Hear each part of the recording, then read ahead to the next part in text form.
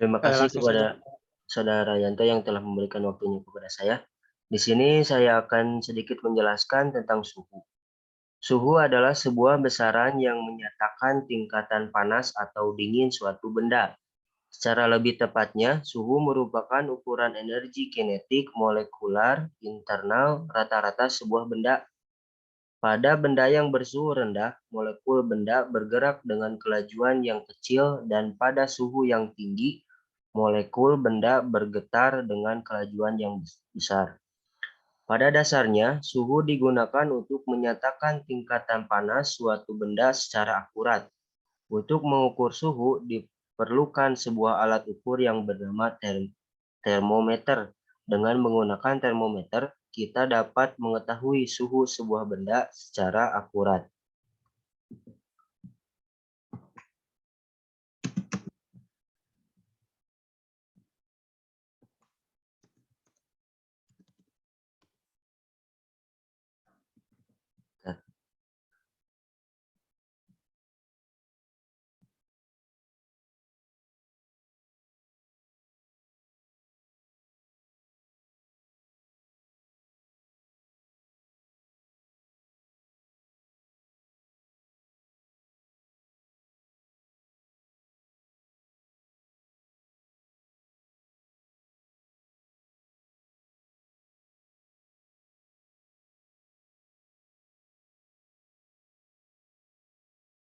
Di sini ada gambar skala suhu. Yang pertama ada Celsius. Satuan suhu Celsius diperoleh besaran titik beku air, yaitu 0 Celsius, dan titik didih air, yaitu 100 derajat Celcius. Skala suhu Celsius ditemukan oleh ilmuwan asal Swedia yang bernama Andreas Celsius. Yang kedua yaitu Fahrenheit. Satuan Fahrenheit diperoleh berdasarkan dari campuran antara es dan garam yang memiliki suhu titik beku air 32 derajat Fahrenheit dan titik didihnya sebesar 212 derajat Fahrenheit. Satuan suhu Fahrenheit ditemukan oleh ilmuwan asal Amerika Serikat yang bernama Gabriel Fahrenheit. Yang ketiga yaitu ada satuan suhu Kelvin. Satuan Kelvin adalah skala suhu di mana 0 mutlak didefinisikan sebagai 0 Kelvin. Pada suhu 0 mutlak, inilah molekul suatu benda menjadi tidak bergerak. Jika 0 Kelvin dikonversikan ke Celsius, maka nilainya setara dengan negatif 275,15 derajat Celcius. Yang keempat yaitu satuan suhu Reaumur. Satuan Reaumur diperoleh berdasarkan suhu titik beku air pada 0 derajat Reaumur dan titik didih air pada suhu 80 derajat Reaumur. Skala suhu Reaumur ini ditemukan oleh René Antoine Verhulst de Reaumur.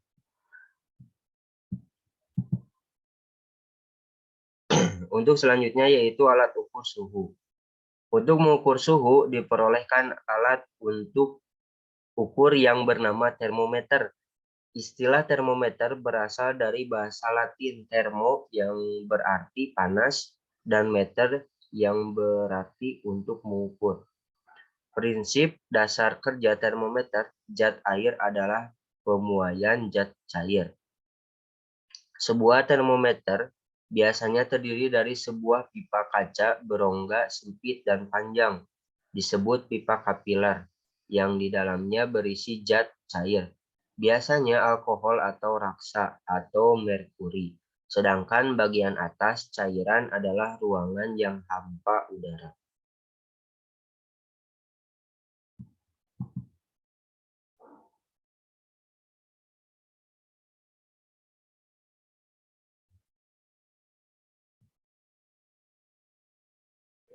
Terima kasih kepada Saudara Dila yang telah memaparkan materi. Untuk selanjutnya akan disampaikan oleh saya sendiri. Jenis-jenis termometer. Yang pertama, termometer air raksa. Termometer air raksa adalah termometer yang dibuat dari air raksa yang ditempatkan pada suatu tabung kaca. Yang kedua, termometer alkohol. Termometer yang menggunakan alkohol sebagai media pengukur yang merupakan alternatif dari termometer air raksa. Yang ketiga, termometer bimetal mekanik yang terbuat dari dua buah kepingan logam yang memiliki koefisien muai berbeda yang dikelilingi oleh diplat menjadi satu. Yang keempat, termometer termokopel atau disebut juga sensor suhu yang banyak digunakan untuk mengubah perbedaan suhu dalam benda menjadi perubahan tegangan listrik. Yang kelima, termometer kristal cair atau bisa juga disebut dengan termometer kening atau forehead thermometer. Salah satu hasil kemajuan teknologi pengukuran suhu badan manusia terlihat menarik karena hanya berupa lembaran yang ditempelkan di kening yang akan diukur suhu badannya. Keenam, termometer gas. Termometer gas bekerja berdasarkan sifat pemuaian gas. Adapun gas yang bisa digunakan yaitu gas hidrogen dan helium. Yang ketujuh, termometer infrared atau inframerah. Termometer yang menyimpulkan suhu dari sebagian radiasi termal yang dipancarkan oleh objek yang diukur. Selanjutnya, termometer resistor atau bisa juga disebut sensor suhu adalah alat ukur yang digunakan untuk mengubah besaran panas menjadi besaran listrik yang dapat digunakan mudah dianalisis besarnya. Selanjutnya, termometer Six-Bellany. Six-Bellany atau disebut juga termometer maksimum dan minimum Six adalah termometer register yang dapat merekam suhu maksimum dan suhu minimum yang dicapai selama periode waktu tertentu, misalnya selama 24 jam. Yang terakhir, termometer dinding, yaitu termometer yang digunakan untuk mengukur suhu ruangan dan bisa ditempel di dinding. Untuk slide selanjutnya.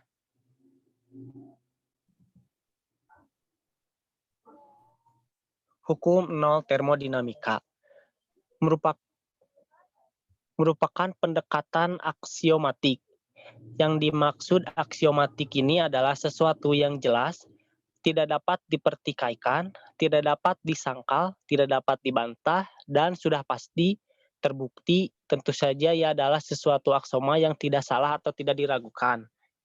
Atau bisa juga disebut sebuah pernyataan, di mana pernyataan yang kita terima tersebut sebagai suatu kebenaran dan juga sifatnya umum, juga tanpa perlu adanya pembuktian dari kita. Oleh karena itu, pendekatan ini tidak dapat dibuktikan, hanya bisa dibandingkan dengan eksperimen. Hukum ke-0 termodinamika diformulasikan setelah adanya hukum ke-1 dan hukum ke-2 termodinamika. Selanjutnya, asal-usul hukum 0 termodinamika itu tidak jelas, di mana pada tahun 1931 Sommerfeld mengaitkan gagasan yaitu dengan R.H. Fowler dalam suatu ulasan dari sebuah buku termodinamika. Fowler dan Gunheim kemudian secara eksplisit memperkenalkan istilah hukum ke-0 termodinamika.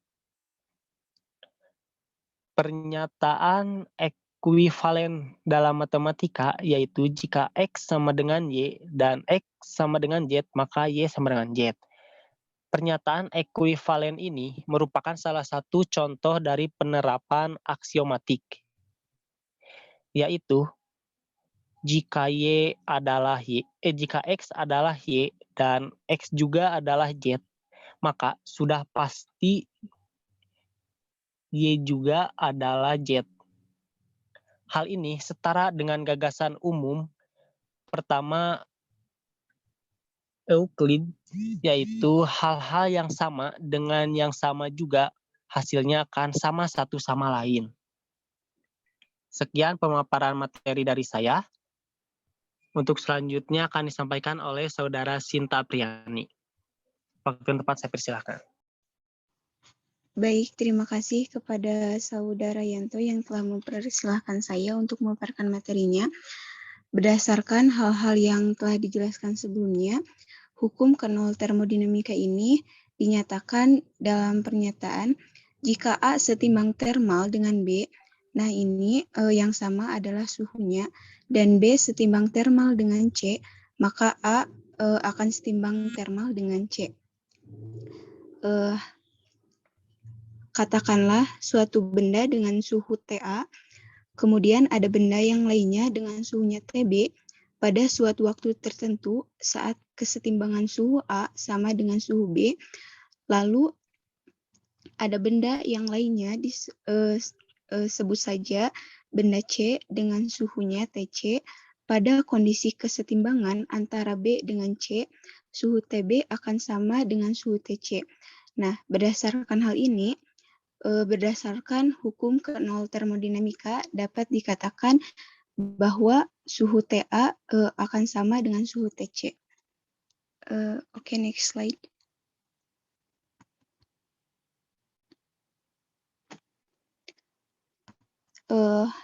Hukum 0 termodinamika ini membahas mengenai kesetimbangan thermal yang berlaku secara universal.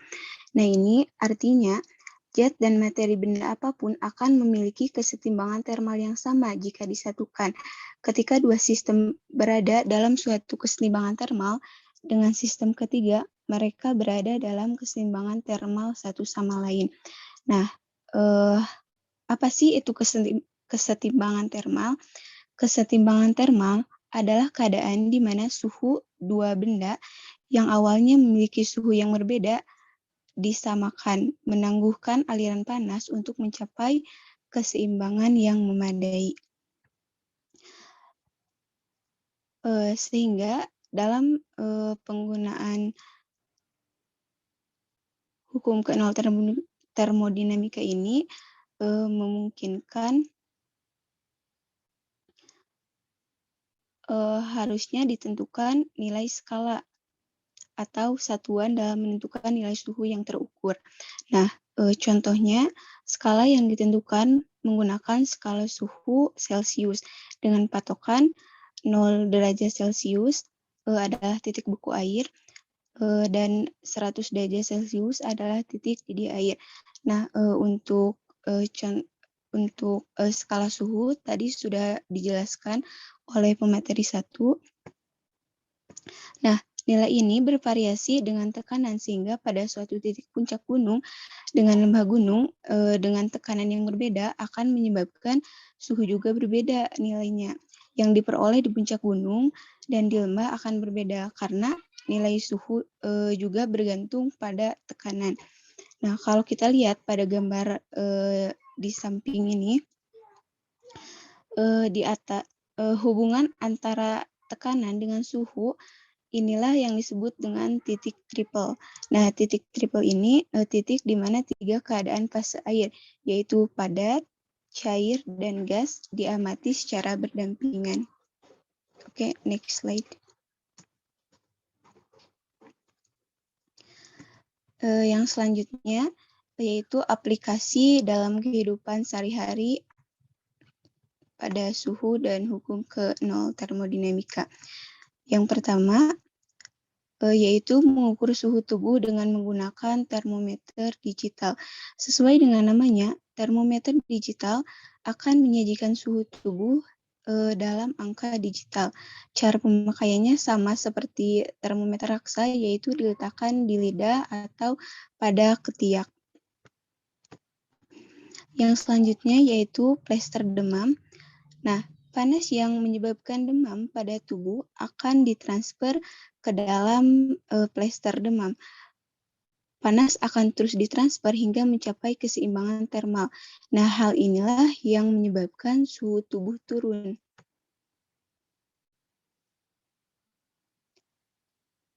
Nah, seperti kita demam, lalu menggunakan plester demam, suhu tubuh kita akan mengalami penurunan suhu.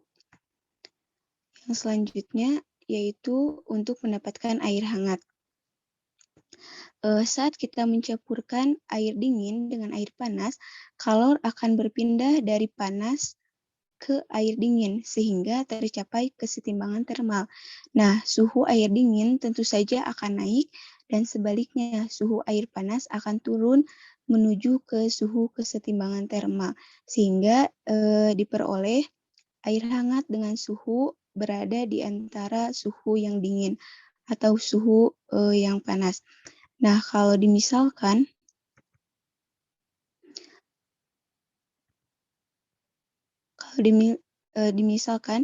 atau diilustrasikan, katakanlah di sini ada es dalam gelas dengan suhu di garis pertama, kemudian dicampur dengan air panas dengan suhu di garis ketiga. Setelah dicampurkan, akan diperoleh air hangat yang diantaranya kedua ini dengan ilustrasi suhunya juga diantaranya yaitu di garis kedua. Mungkin itu saja yang dapat saya sampaikan. Saya kembalikan lagi ke moderator. Terima kasih kepada teman-teman pemateri yang telah memaparkan materinya. Untuk sesi selanjutnya, yaitu sesi diskusi tanya-jawab. Dengan aturan sebagai berikut. Yang pertama, pada diskusi ini akan membuka 3 pertanyaan terlebih dahulu. Jika masih ada waktu, kita buka beberapa pertanyaan lagi. Yang kedua, audiens menuliskan pertanyaan di kolom chat Zoom Meet. Setelah 3 pertanyaan sudah ada, sesi penulisan pertanyaan ditutup. Yang ketiga, saya berikan waktu kepada pemateri kurang lebih 15 menit untuk mencari jawaban yang telah diajukan untuk audiens. Yang keempat, kepada teman-teman yang nantinya ingin menambahkan atau menyanggah jawaban dari pemateri atau audiens, diharapkan memberi instruksi terlebih dahulu. Untuk selanjutnya, persilahkan kepada teman-teman jika ada yang ingin ditanyakan, bisa ditulis di kolom chat. Saya persilahkan.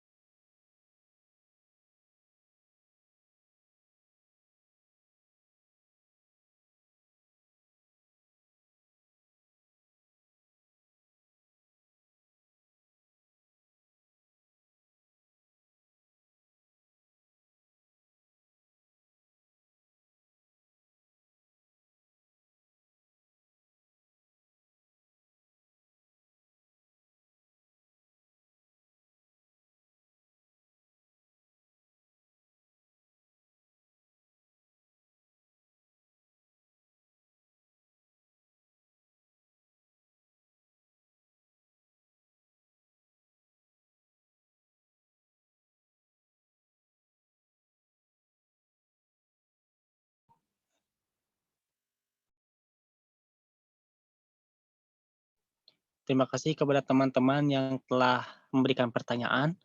Tersisa satu lagi untuk sesi kali ini.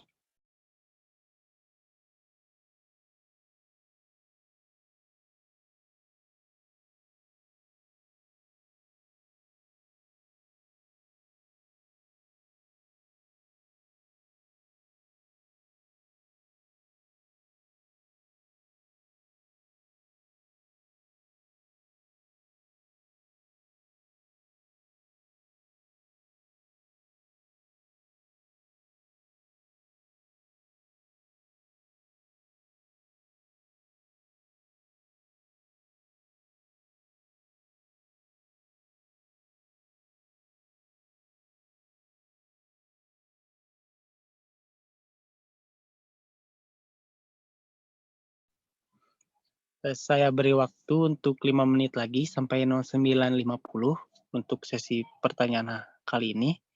Jika tidak ada, saya tutup.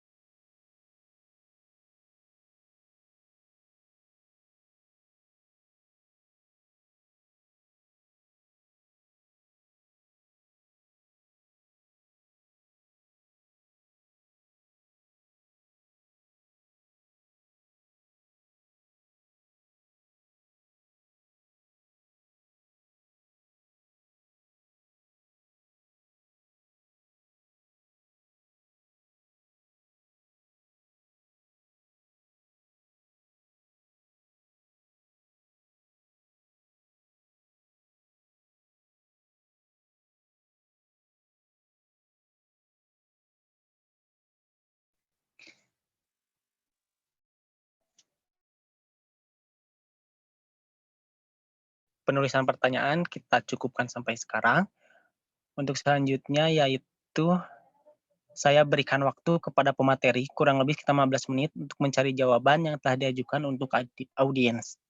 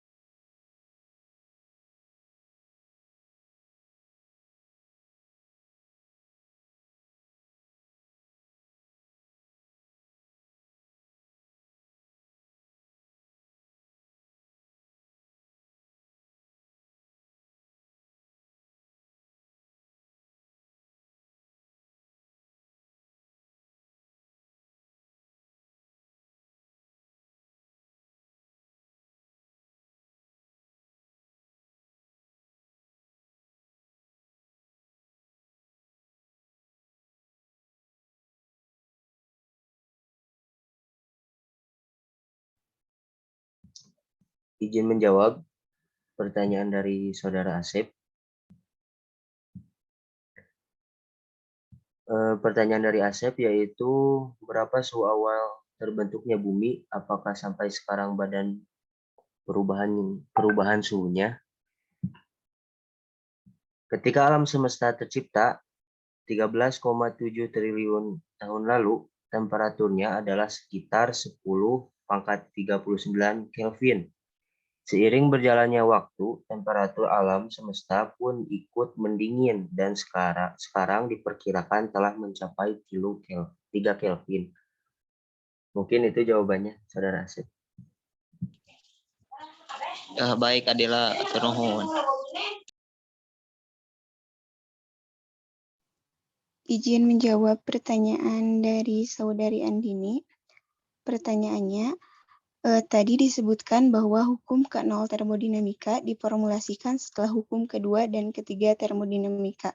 Mengapa hal itu bisa terjadi?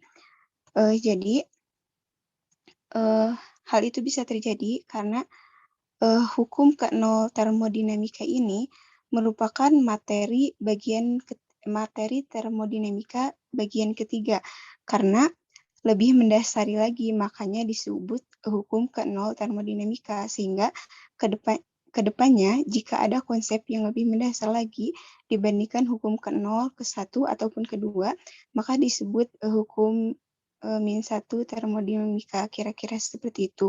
Karena kan materi termodinamika ke-1, ke-2 itu bertahap, dan pemikiran semakin ke sini semakin berkembang. Jadi mungkin hukum ke-0 termodinamika ini lebih mendasar lagi dari hukum ke-1 dan ke-2 termodinamika. Mungkin seperti itu, Andini. Apa bisa dipahami? Baik, terima kasih, Sinta. Bisa dipahami.